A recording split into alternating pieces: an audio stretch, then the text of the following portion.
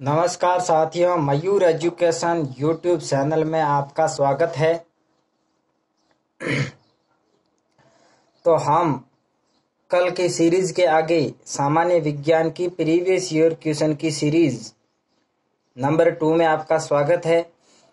कल हमने number 1 series का पार्ट फर्स्ट किया था। अब हम उससे आगे करेंगे और तो प्रत्येक दिन हम 20-20 क्वेश्चनों को लेकर चलेंगे। तो अभी तक आपके 2017 के क्वेश्चन चल रहे हैं। तो आगे देखते हैं। पहला क्वेश्चन है, सपटे कर्मियों को किस संघ के अंतर्गत रखा गया। ये क्वेश्चन जेल प्रहरी 2017 में आया था। जो सभी क्वेश्चन है वो पिछले ईयर्स आई हुई है। तो इसका ऑप्शन पहला है प्लेटो, हेलमिंथीज, एनालिडा, ऑर्थोपेडा या मोलस्का। तो इसका आंसर है प्लेटो हेलमिंथीज। जो सपटे कर्मियों का पृष्ठ है वह आधार तल से सपटा होता है। इनमें पाचन तंत्र विकसित नहीं होते, ये ध्यान रखना। प्लेटो हेलमिंथीज में पाचन तंत्र विकसित नहीं होते हैं। इनके कुछ उदाहरण हैं प्लेनेरिया, लीवर, फ्लोक, फीटा कर्मी। अब हम अगले क्वेश्चन पर देखते हैं। सरक संहिता नामक पुस्तक किस विषय से संबंधित है।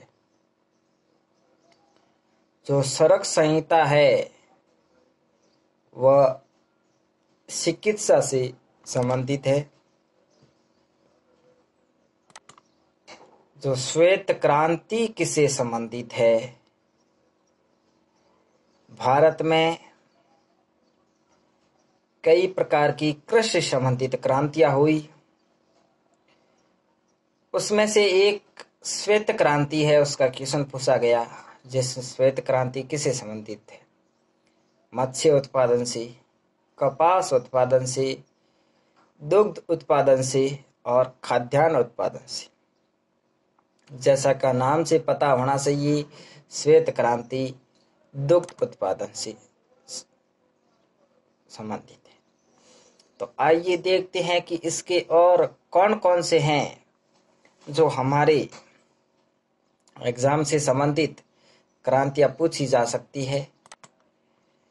तो इसमें अगले में देखेंगे लाल क्रांति है, जो मांस उत्पादन व टमाटर उत्पादन से संबंधित है। नीली क्रांति है वह मत्स्य उत्पादन से संबंधित है। रजत क्रांति है जो अंडा उत्पादन से संबंधित है। और जो गोल क्रांति है वह आलू उत्पादन से संबंधित है। लाल क्रांति मांस उत्पादन से, नीली क्रांति मत्स्य उत्पादन से, रजत क्रांति अंडा उत्पादन से, गोल यानी गोल आलू उत्पादन से, काली यानी पेट्रोलियम उत्पादन से, स्वर्ण क्रांति यानी बागवानी उत्पादन से, जिसमें फल फ्रूट वगैरह जो होते हैं वो। पीली क्रांति तिलहन उत्पादन से और हरित क्रांति खाद्यान्न उत्पादन से। ये जो क्रांतियां हैं जो महत्वपूर्ण किसी न लगभग हर किसी एग्जाम में पूछी जाती है, ध्यान रखिएगा। अब एटीपी का क्या अभिप्राय है और एटीपी संबंधित किससे है।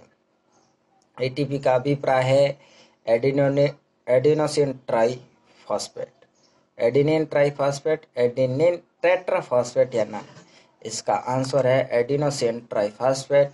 अब जो एटीपी है वह हमारे शरीर से संबंधित है।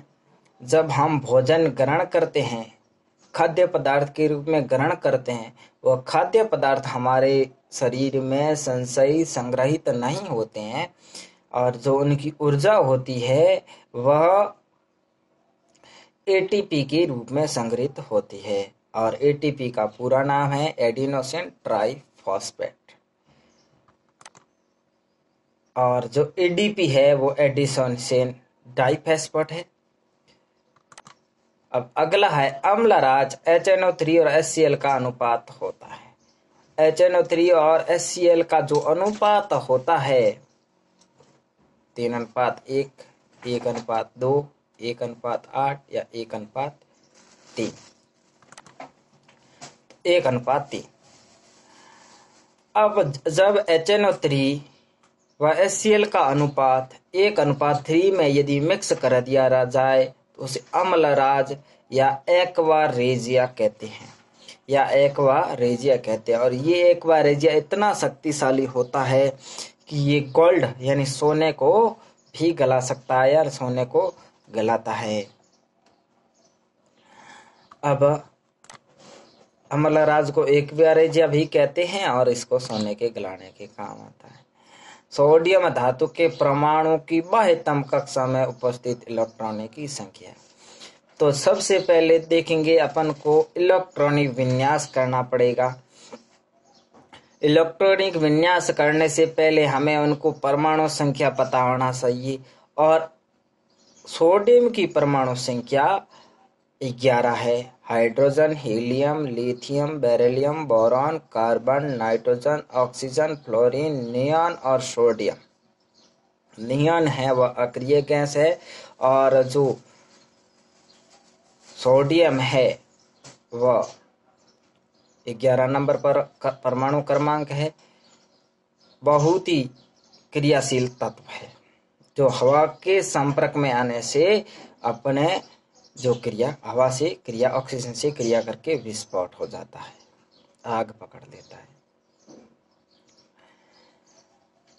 तो इसकी 11 इलेक्ट्रॉनिक विन्यास होगा आपके 281, क्योंकि पहली जो कक्षा होता है उसमें 2 इलेक्ट्रॉन तथा द्वितीय कक्ष में 8 इलेक्ट्रॉन भरे जाते हैं, और उसके बाद तीसरी कक्ष में 1 इलेक्ट्रॉन शेष रहता है।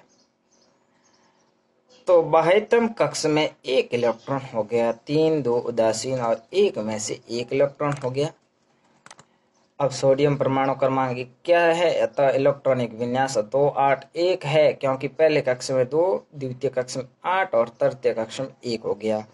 जो तृतीय कक्ष में है वही बाह्यतम कोश है। उसके बाद किस हार्मोन द्वारा हृदय स्पंदन तथा रुधिर दाब बढ़ जाता है? ऐसा कौन सा हार्मोन है जिससे हृदय स्पंदन है, हृदय की गति तेज तथा रुधिर दाब बढ़ जाता है? तो एस्ट्रोजन, पिट्यूटरी, थायरोक्सिन या एड्रीनलिन? इसमें आंसर है एड्रीनलिन। एड्रीनलिन ऐसा है यदि अपने सामने शेर आ जाए तो वह हृदय की गति एकदम स्पंदन हो जाती है। मानव का जैविक नाम क्या है? मानव का जैविक नाम या मानव का वैज्ञानिक नाम क्या है?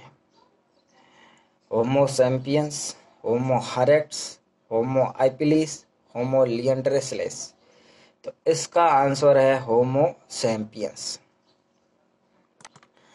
और होमो सैपियंस यानी होमो सैपियंस में होमो है वो वंश का नाम है तथा सैपियंस है वो जाति का नाम होता है। वैज्ञानिकों ने अलग अलग जंतुओं के वैज्ञानिक अलग अलग नाम दिए, तो उसमें मानव का नाम होमो सैपियंस रखा गया।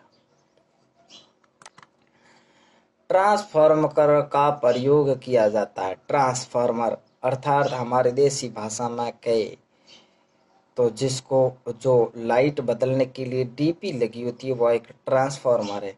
ट्रांसफार्मर वह अधिक वोल्टेज से कम वोल्टेज करता है, लेकिन एक ऐसा ट्रांसफार्मर भी होता है जो कम वोल्टेज को उच्च वोल्ट में भी करता है। 2 प्रकार के अच्छाई और अपचाई 2 प्रकार के ट्रांसफार्मर होते हैं। तो हम कहेंगे ऊर्जा संग्रहित करने के लिए ऊर्जा संग्रहित नहीं करता ट्रांसफार्मर। प्रत्यावर्ती वोल्टेज को उच्च या निम्न करने के लिए ये आपका आंसर सही है, क्योंकि ट्रांसफार्मर के द्वारा उच्च वोल्टेज को निम्न वोल्टेज में तथा निम्न वोल्टेज को उच्च वोल्टेज में बदल सकते हैं। धारा उत्पन्न करने के लिए धारा उत्पन्न नहीं कर सकती, दिष्ट धारा उत्पन्न कर, दिष्ट तो बिल्कुल भी नहीं कर सकती, और दिष्ट का ट्रांसफार्मर से कोई लेना देना नहीं है। फिर ऑन्कोलॉजी किसका अध्ययन है? हमेशा किसी न किसी एग्जाम में एक अध्ययन का जरूर पूछा जाता है और हम एक एक करके क्लियर करते जाएंगे। जो पिछले कई एग्जाम हम आए इतने ही क्यों सुनाएंगे और वही अध्ययन वापस पूछे जाएंगे। तो ऑन्कोलॉजी भूमि से संबंधित है, कैंसर से संबंधित है, स्तन प्राणी से संबंधित है या पक्षी से संबंधित है। जो ऑन्कोलॉजी है वह कैंसर से संबंधित है। अब हम जानेंगे कैंसर किससे होता है, इसका नियंत्रित कैसे होता है, किस प्रकार का रोग है। तो कैंसर रोग कोशिकाओं को अनियंत्रित वृद्धि से होता है। जो कैंसर है वह जो अपने शरीर में कोशिका है उनका अनियंत्रित हो जाती है, वृद्धि हो जाती है, तब कैंसर होता है।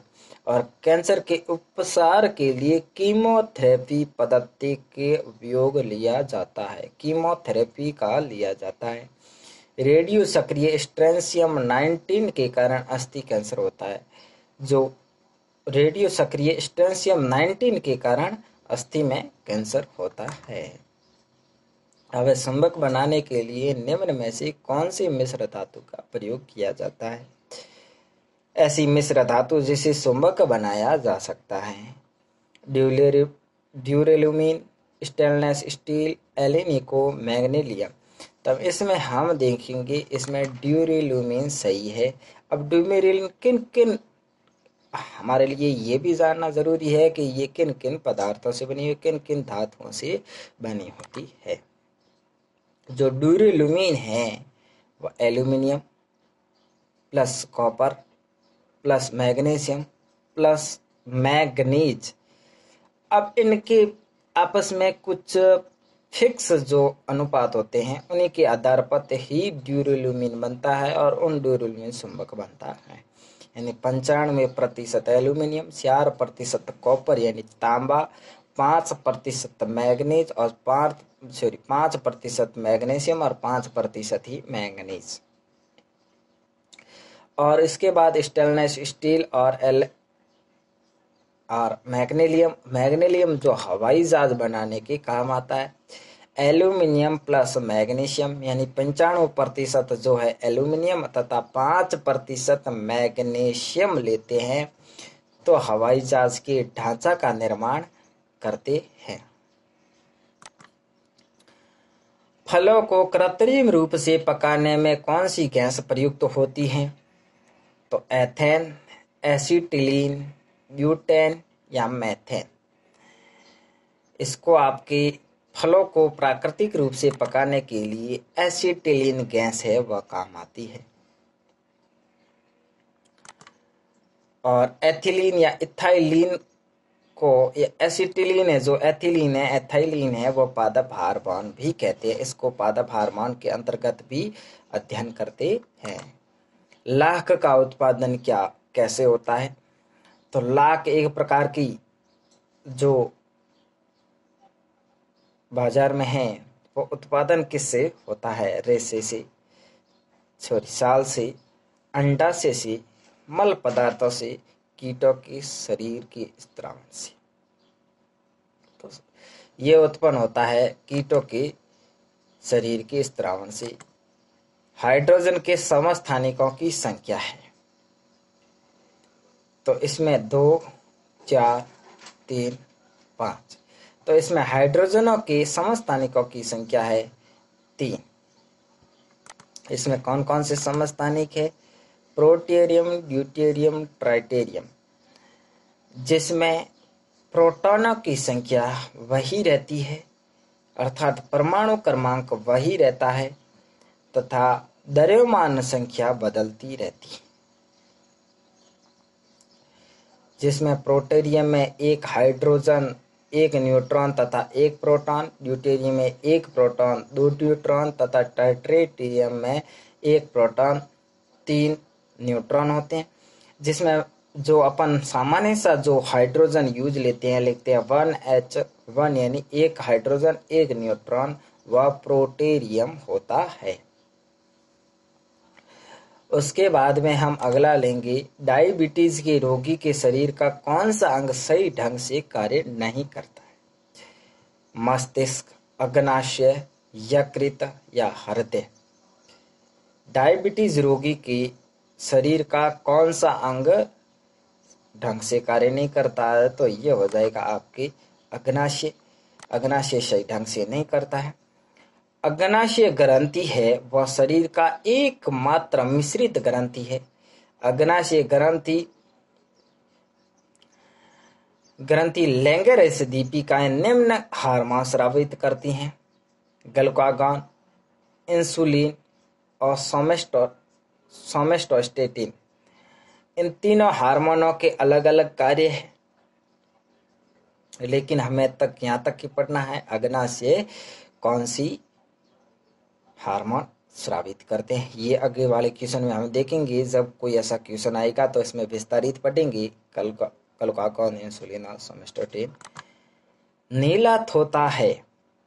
नीला तोता एक पदार्थ है, रासायनिक पदार्थ है, जो किससे बना होता है? FeSO4, NaSO4, CuSO4, CaSO4। अब इसमें हमें देखने को मिलता है कि आप कभी भी ध्यान से देखते हैं, जो तांबा होता है लोहे पर यदि जंग लगता है तो थोड़ा सा ये भूरे कलर का दिखता है, और आपने ध्यान से देखा होती तांबे पर यदि कलर लगता है तो नीले कलर का दिखता है। तो ये ध्यान रखना, यदि कहीं नीला, इसका मतलब नीला यानी कॉपर से संबंधित है, और तांबे को कॉपर कहते हैं, यानी कॉपर सल्फेट से नीला थोता बना हुआ होता है। और नीला थोता कॉपर सल्फेट है। नीला थोता जो कॉपर सल्फेट है उसका पूरा CuSO4.5H2O से बना होता है। उसके बाद पारसेक क्या है? पारसेक प्रकाशात्मक की, चुंबकीय बल की, समय की या दूरी की। पारसेक किसकी? कई पारसेक प्रकाश सूर्य दूरी की है। अब दूरी के बारे में हम जानेंगे। पारसेक दूरी की सबसे बड़ी इकाई है। एक पारसेक बराबर 3.26 प्रकाश वर्ष होता है।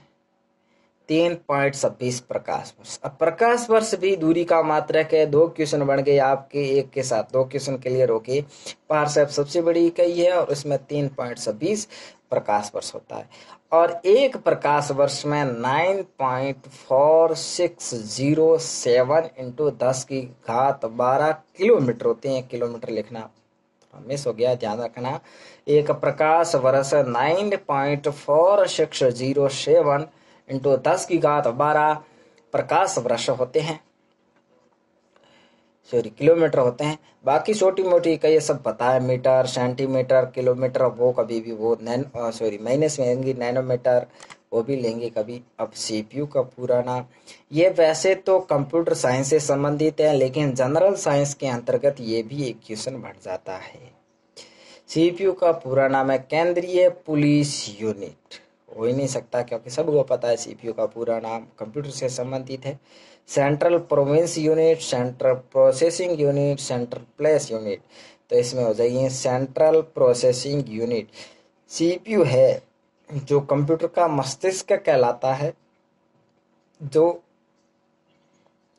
कंप्यूटर जो मुख्य भाग होता है वह CPU होता है, और CPU में अंतर्गत सब जो रैम, रोम, मेमोरी और जो हार्ड डिस्क, प्रोसेसर जो लगते हैं वो इसके अंतर्गत लगते हैं। फिर आगे हम देखेंगे सबसे हल्का तत्व है। दिए गए तत्वों में से सबसे हल्का तत्व कौन सा है? Lithium, helium, sodium, hydrogen. Lithium, helium, sodium, hydrogen. इसमें से सबसे हल्का तत्व है हाइड्रोजन। हाइड्रोजन सबसे हल्का तत्व है, इसलिए हाइड्रोजन से भरी गुब्बारे आकाश में उड़ती है। अब थोड़ा सा इन चारों का परमाणु क्रमांक भी हम जान लेते हैं। हाइड्रोजन का 1 होता है, हाइड्रोजन, हीलियम, लिथियम का परमाणु क्रमांक 3 होता है, और हीलियम का 2 होता है, और सोडियम का 11 होता है। इसमें से प्रथम वर्ग में आने वाली तत्व है हाइड्रोजन, सोडियम और लिथियम, तीनों प्रथम वर्ग के हैं। हीलियम है वह अक्रिय गैस है, जिसका अष्टक तो पूरा नहीं होता है, लेकिन जो पहला कक्ष होता है वह संपूर्ण पूरा हो जाने के कारण इसे अक्रिय गैस की श्रेणी में रखा गया। पेंसिल में प्रयुक्त शीशा, जो पेंसिल के अंदर शीशा आता है वह क्या होता है? ग्रेफाइट होता है, कार्बन ब्लैक होता है, ग्रेनाइट होता है या हीरा होता है। जो उसके प्रयुक्त काला शीशा है वह ग्रेफाइट है, जो कार्बन का अपरूप है, और कार्बन का वह अपरूप है जो ग्रेफाइट कार्बन के अपरूप कार्बन असालक होता है, प्रकाश है, सॉरी ग्रेफाइट है जो विद्युत का असालक होता है, लेकिन ये कुसालक होता है। लेकिन ग्रेफाइट एकमात्र ऐसा है जो सुचालक होता है, विद्युत का सुचालक होता है। आज का इतना ही, आपके 20 क्वेश्चन पूरे हुए।